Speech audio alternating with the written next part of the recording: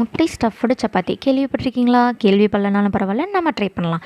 இப்போது ஒரு கடாயில் 3 டீஸ்பூன் அளவுக்கு எண்ணெய் சேர்த்துக்கலாம். அதோட 1/4 டீஸ்பூன் அளவுக்கு சோம்பு சேர்த்து இதை பொரிய விட்டுறலாம். இதோட 2 பட்டை சேர்த்துக்கலாம்.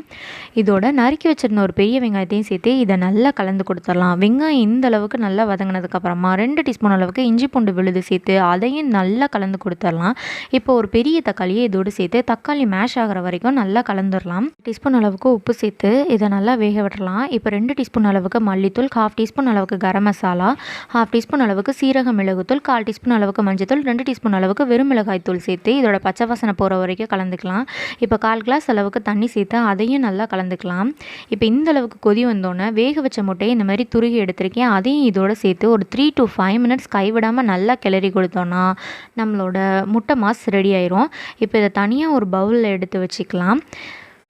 இப்போது இந்த முட்டை மசாலா நல்லா ஆறுனதுக்கப்புறமா நம்ம தேய்ச்ச சப்பாத்தியில் இதை நடுவில் வச்சு நல்லா ஸ்ப்ரெட் பண்ணிக்கலாம். இப்போ இதோட நம்ம நறுக்கி வச்சுருக்க சீஸ் க்யூப்ஸையும் இது மேலே நல்லா போட்டுக்கலாம். இப்போது இன்னொரு சப்பாத்தியை இது மேலே போட்டு இந்த மாதிரி நல்லா அமுத்தி விட்டு ஃபுல்லாக க்ளோஸ் பண்ணிக்கலாம். இப்போ தோசைக்கல் ஹீட் ஆனதுக்கப்புறமா நம்ம ரெடி பண்ணி வச்சுருக்கிற இந்த சப்பாத்தியை கல்லில் போட்டு 2 பக்கமும் திருப்பி போட்டு வேக வச்சு எடுத்தால் நம்மளோட எக் ஸ்டஃப்டு சப்பாத்தி ரெடி ஆயிரும்.